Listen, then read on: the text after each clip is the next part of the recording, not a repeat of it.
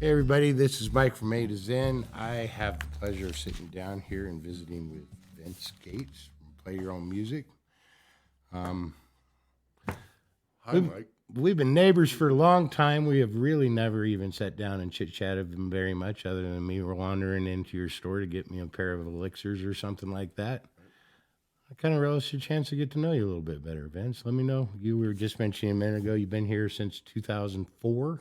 Yeah, well, it was late. Yeah, it was late in the year 2004. We moved here. Before that, my family was living in Sacramento. I was working for a music manufacturer. I was working for St. Louis Music. They're the people that they're the Crate brand and Ampeg and Alvarez guitars and Nilling violins, and then small goods division. And my territory was Northern California, from Bakersfield over to San Luis Obispo up to Oregon. That's no joke. So I had the Bay Area and then the Valley, and all the rest of Northern California was my territory. I think there were like 400 music stores in the territory that I would go see. I did that job for 2.5 years. 400 music stores. Yeah. That's how long the list was. I didn't see all of them. I saw probably 250 stores. Even so, that's because I spent all my high school years in Sacramento. I mean, that's no joke of a route. I mean, that's definitely. What made you come to Carson? Well, that gig was kind of drying up, and I kind of needed some work, and I talked to my old boss at Maytan Music. And they were planning on building a new store in Carson City, up on Topsy Lane. And so I got in. I managed that store for the time that it was there. There was a Maytan up on Topsy? Mm-hmm. For a couple of years. Where? Between Michael's and I vaguely remember right next to Michael's. It wasn't there very long, was it? About 2 years. Wow. Rent there was $10,000 a month. That's a lot. You guys sell some serious strings and guitars to make that work. I don't even know how that does that. They were hoping to sell more pianos, but the pianos did not take off. We sold a few. I loved Maytan and Reno too. I mean, I used to always go up there when I was up in Reno and stuff. I worked there for 13 years. Between 1989 and 2002. At the Maytan in Reno? Mm-hmm. So you've been doing what you do for a long, long time then. Since 89, I've been working in music retail. Wow. Before that, I was working at a record store. Did grocery, I did construction. But yeah, I've been doing this since I was 19. Record store? What record store? Warehouse Entertainment. Wow. Actually, when I started... I remember the Warehouse. When I started working there, the sign said Warehouse Records. Right. And then the first month I was there, a truck came and pulled the sign down and put up a sign that said Warehouse Entertainment. And the records went in a discount bin. And we were blowing out the records the first month I was at. So I was in the record store business right as it was changing to CDs. Right as it was rolling down and stuff. The crew came in and took out all the cassette tapes and all the cassette tape racks, and we're building these new racks. And what is it going to be? And it was the CDs, and they used to come in the big, tall, Right. So yeah. Was that in Sacramento? Where were you? No, that was in Reno. I worked at the Sparks location. Wow. Prater. Vinyl's hot as heck right now. All of a sudden, again. I sell more vinyl here at A to Zen than I sell anything right now. Vinyl has surpassed CDs in total sales, which is more of a reflection on what has happened to CDs. But yeah, vinyl's hot. It's super hot. And as I've gone back to it, I kind of understand why, because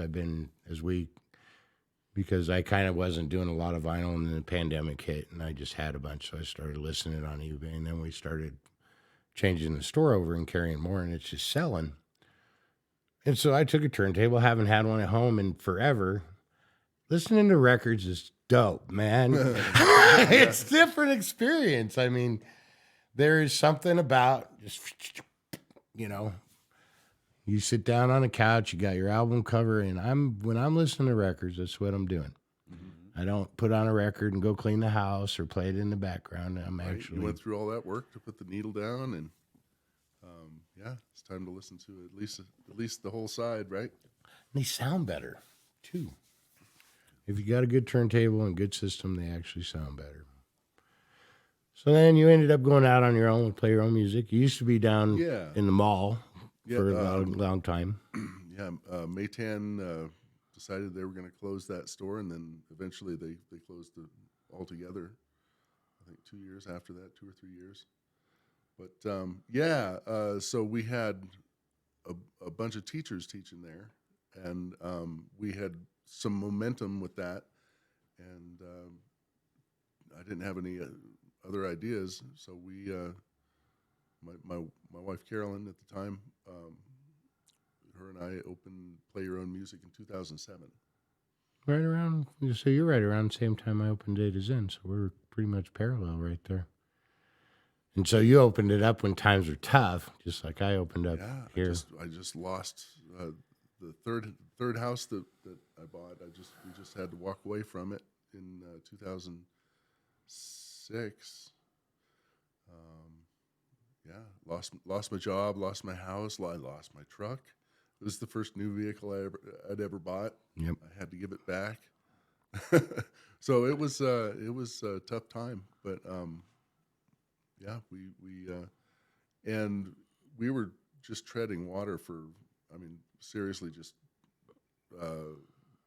treading water for years at the mall. The overhead was kind of high there, and we really couldn't afford much inventory. Right. I moved to a smaller location. The overhead's a little better, and it's been good, especially since COVID. Business has picked up quite a bit. You got a lot in there too. I mean, I know you probably don't have a head count, but I mean, I go in there. You got how many acoustic guitars you got laying around in there up for sale? 20, maybe. It's a decent selection too. It's broad too, from starter guitars to some decent guitars. It's a good selection and stuff. What else do you do over there? You repair? Do a lot of guitar repair. Yeah, that's what I'm doing most of the time when I'm there. Most of it's pretty simple stuff. If people come in with broken, like cracked wood and need, finish work and that sort of thing, I have a few friends that are guitar builders that have, wood shops, Right. and spray booths and buffing wheels and stuff like that. So I take that kind of work in and farm it out to a few of my friends. But most of the work I do is setups and fret work and refurbishing, cleanup, and it's amazing how much of that work is out there. No, I get, because we've been doing open mic here for over a decade now, and it's funny, every time somebody comes in with a new guitar, hey, I found this guitar, I'm going to try it tonight, but I got to take it to Vince. We get that a lot. We do. It's all, I got to get it set up and stuff. So, but you don't do the major repairs. So when somebody walks in and says, hey, here's my guitar, the old lady hit me over the head with it. It's busted. Well, my friend Leonard Pascini lives in town here, and he just did a neck reset on a old K guitar from probably the 1960s. The neck was loose, and so I gave Leonard that, and I gave him another guitar that had a crack in the top, and he filled in the crack, and made it all pretty. So he does that stuff, but then like yesterday, I set up 4 different guitars. I did some fret work on a Martin, and then I did a pickup swap on a Strat, and set up a couple of other electric guitars. Nice. Do you ever work on any of the exotic instruments and stuff? Such as I've gotten an Iranian lute in there now that a guy brought in that he's never it was never been set up. It didn't have strings on it when he got it, so that'll be fun. But what did you have in mind? I had a friend in here, and I actually told him to come down and talk to you, and I can't even remember the instrument, but it is a 4-stringed Irish instrument that actually goes all the way down and it comes out in a bell in wood. Huh? Do you know what I'm talking about? Don't know if I. And it's like a stand-up bass, except for the thing's like 15 feet long. Wow. And it comes out and has this big bell, and he's like, "Do you know anybody that can string this thing up?" And because I bought it at this auction, and I don't know where to get strings for us. So I talked to Vince. I guess I have no idea. Do you work on stuff like that? Try. Sure. we can fit it in the front door. If you can get it in there and stuff. You do like stand-up basses and those kind of things. And what about a trumpet? Can you service a trumpet? No, I have been sending band instrument repairs to Vivo Band Repair, which is Richard and Carol Dady. Here in town? Oh, that's good to know. Yeah. No, I actually got to get my dad's trumpet service. I need to get mine. I should have their number memorized by now, but you can look it up. VIVO is what they call their business. Nice. They have a really good band instrument repair shop in their house, in their garage. Nice. And then there's another place in town called Silver and Brass on Curry Street that they do refurbishing and repairs on band instruments. The reason I bring up Vivo is because Silver and Brass, I think they're a national company, and they have people, sending them instruments from all over the country, probably upper end, higher quality, professional grade instruments. But they do repairs as well. But Vivo Band Repair does the day-to-day, school kid band instrument repairs. Yeah, I just need to get it. It is actually my dad's horn. My dad was a trumpet player in Tahoe for 36 years, and it's been sitting just in case since I lost him in 91, and just hasn't, it's all dried out. And I'd love to actually just get it to him, but I'm afraid to touch it because it was my dad's, and I just want to make sure it's does all that. I was going to touch on the project you were involved with the Floyd, but then you told me that you guys are actually kind of taking a little bit of a break for a while. We're going to take a break this year. Yep. I haven't got Last year was a lot of fun. We played more shows than we ever have. I think we played 6 shows last year. You guys are actually down in California and playing Grass Valley and stuff like that, right? We played in Redding and Chico, Nevada City, Auburn. We played in Sacramento. So yeah, we've been doing Northern Nevada and Northern California. You guys are going to get it going again, though, right? Yeah. Because I'm always working. I've always wanted to come, but I always got something going on, so I haven't been able to go out and see them and stuff. Do you play anywhere else in the interim, or what do you I'm playing guitar with Carrie O'Neill, who's a singer-songwriter that moved to Reno from Hawaii a couple of years ago, and she's been playing all the.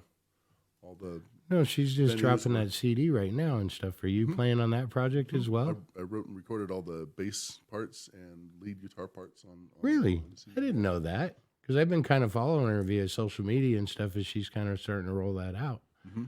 Yep, we're having a CD release party day after tomorrow, Thursday night at the Cypress in Reno. Wow. Is there a door or anything? What's the cover?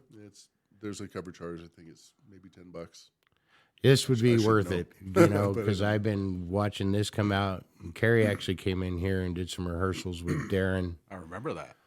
She's good. Yeah, She's really good. She's a dyed-in-the-wool musician. She's awesome. And so when is that? It's at Cypress Thursday night. Thursday night. What are we doing Thursday Thursday night? the 13th. I don't know. I might have to go watch that. Well, Show. it's supposed I had to no be idea off. you were playing with that. So you're playing the live show as well. Mhm. How cool is that? You go out and play on your own anywhere or anything, or you always? I've never done a solo thing. I have a set of songs that I practice, that I rehearse in the privacy of my own home. but I haven't really gone out and done a solo show before. What? Might someday. Might be part of my retirement plan. Retirement plan? Come on. Maybe we get you over here to do a small set of data zen sometime. Would you ever consider that maybe? Sure. Little living room type set and stuff. Yeah. So awesome. Well, Vince, thanks for coming by. Is there anything else that you wanted to share about play your own music? Play your own music is we're going strong. We've got 4 teachers that teach there now. What kind of lessons? What do they teach? Well, guitar. Okay. Everybody teaches guitar. So it's all guitar. Beginning guitar, but I have a teacher that does piano and voice and flute, guitar, and then all the string instruments, mandolin, banjo, ukulele. So we've got teachers for all that. Does Dale teach over there? Mm-hmm. Dale's been teaching with me for 15 years. Kurt Mitchell's been teaching with me for 17 years. He was teaching at the Maytan on Topsy. Wow.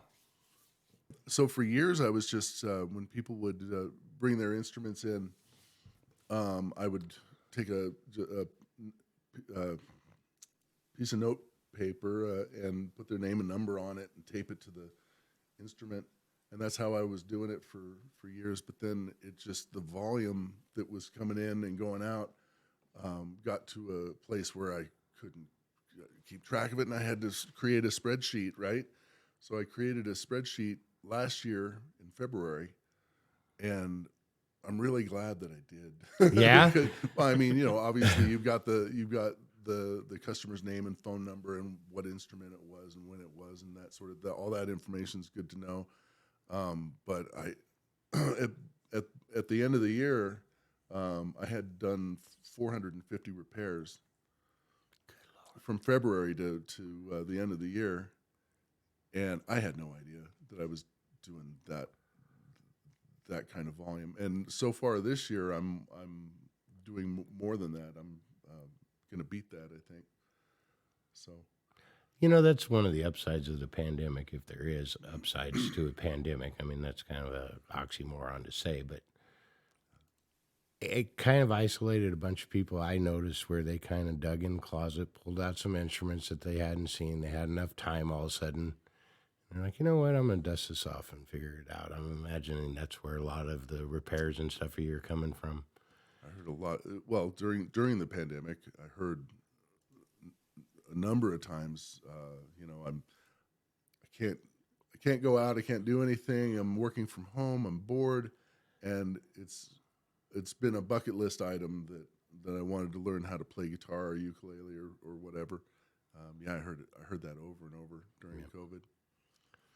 Yeah, our open mic kind of picked up post COVID and stuff just because of there's a lot of new people that are just kind of getting back into it, you know, and just because they got locked in their apartment or whatever. And it's like, you know, I think I'm going to go after this for a while.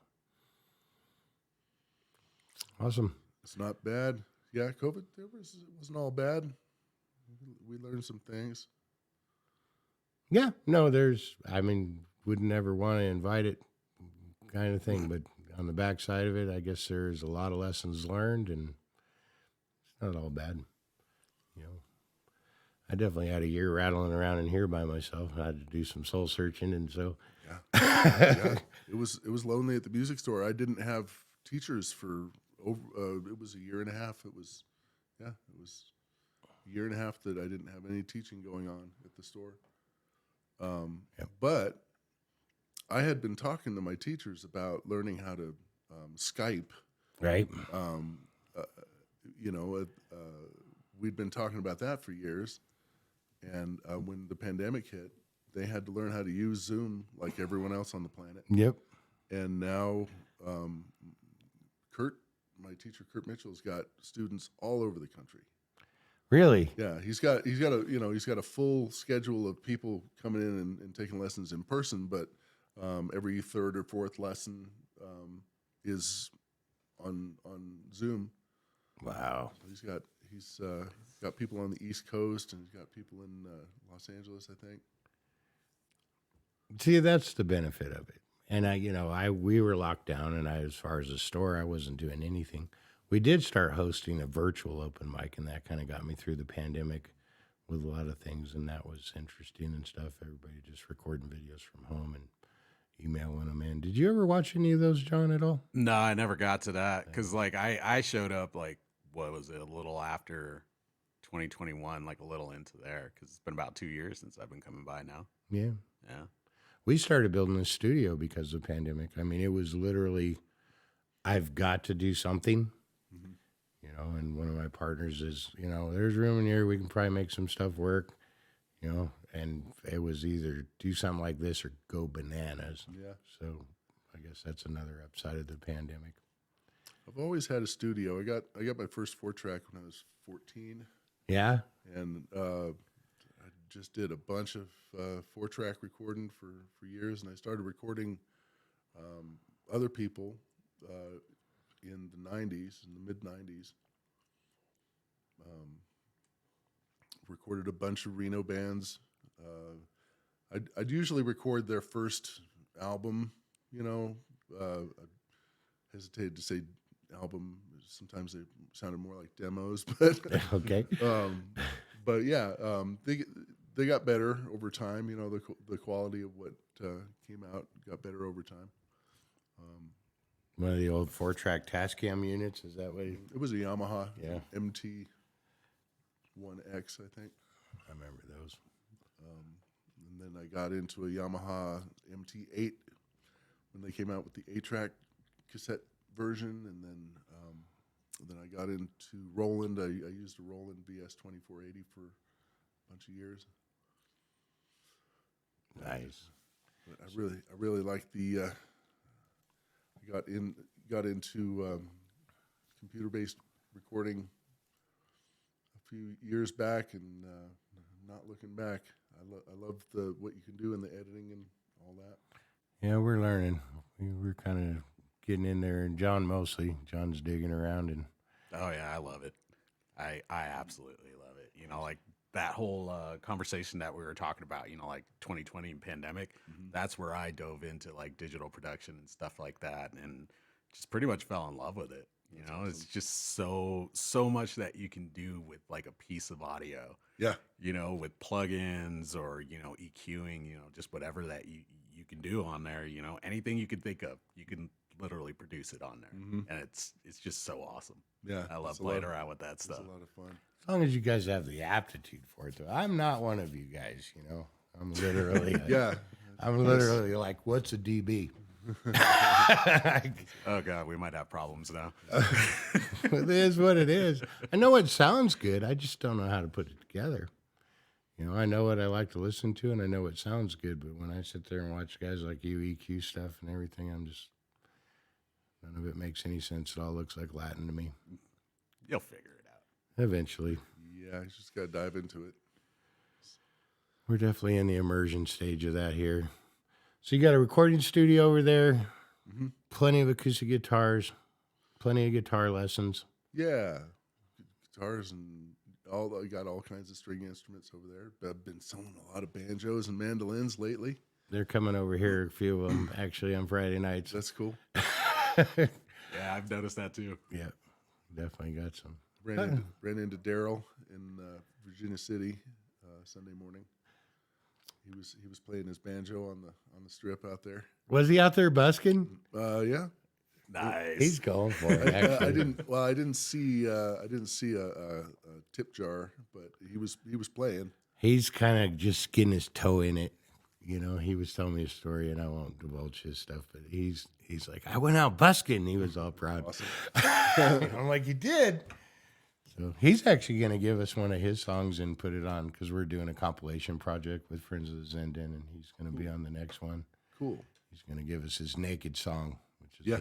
destined to be a classic as far as I'm concerned. Are you familiar with that song? I was here one night and I heard him play it. He's going to do the Naked song. Yeah.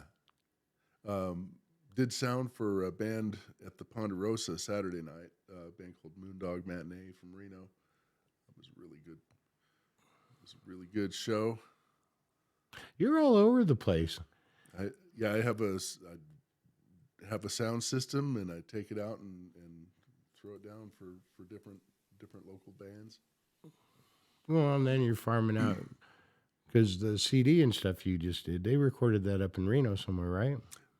They recorded it. It's Derek. It's his place, and he lives. What is that street the Target's on? Past Topsy. Jacks Valley? Jacks Valley. Yeah, he's off of Jacks Valley. Oh, okay. That's where his studio is. Nice. I didn't know there's, so now I'm starting to learn there's so many of them around and stuff. It's cool. Derek is the sound guy for the Floyd. He's our sound engineer. So he brings a $1 million sound system. He's also a Meyer rep. Meyer speakers. Wow. Yeah, he's got good gear, and so yeah, he's got a warehouse, and he likes to record, and that's where Carrie did her record. Very cool. Who does the lighting for all those shows for the Floyd? Ed Collins. Ed Collins is the Floyd's light guy. I think I've worked with Ed. Have you? Yeah. He brings 2 trailers worth of lights and rigging. And I've seen some of the setup out at Kelly's warehouse and stuff when you guys are rehearsing out there. It's pretty cool setup. It's pretty cool. Yep. That the Floyd is kind of a behemoth that way. We need the room for 3 days to set all that stuff up and tear it down. Are you kidding me? Well, if we had a crew of 20 people, we could get in, set it up, and play, that day. But we don't have a crew of 20 people. We have like 6 people that Setting up all that. build it all and then tear it all down. So it takes a couple of days usually for us to set up our rig to play a show. That's why we've been trying to play 2-nighters as much as possible to kind of maximize the labor cost. You guys need a big venue too, huh? When you do We've that. been playing 600 to 800 seat theaters. That's what we try to get, because we know we can fill that room.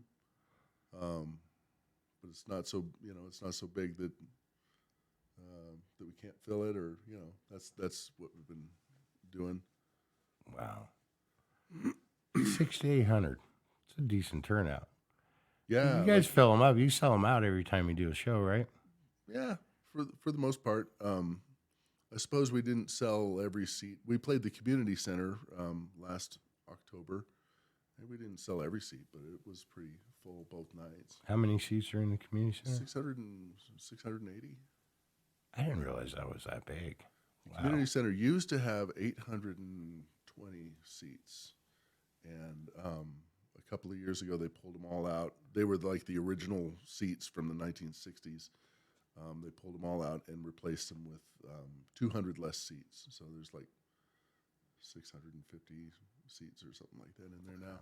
But the seats are all wider and the rows are further apart. So it's Put in the recliner rows, did they? yeah, it's a lot more comfortable now. It's a beautiful room. You guys ever play outdoors with the Floyd? Played once outdoors. We don't play outdoors because you can't. We need fog You need a light. to turn the lights into beams. And Right. a lot of times we have lasers. So we've been playing indoor shows because of that. But we did play last year. We played a show outdoors downtown Reno, and it was awesome. Nice. It was a lot of fun. All right. Vince Gates, play your own music. You guys go by and see him. If you need anything done on your guitar, that's where I send everybody when they ask me. 112 East John Street. 775-885 play. Nice. Very nice. Thanks for coming by, Vince. Awesome. Yeah. Yeah, thanks, Mike. Vince. Thanks, John. Hey everybody, this is Big John over at A to Zen. Just wanted to take the time to thank you for watching our videos.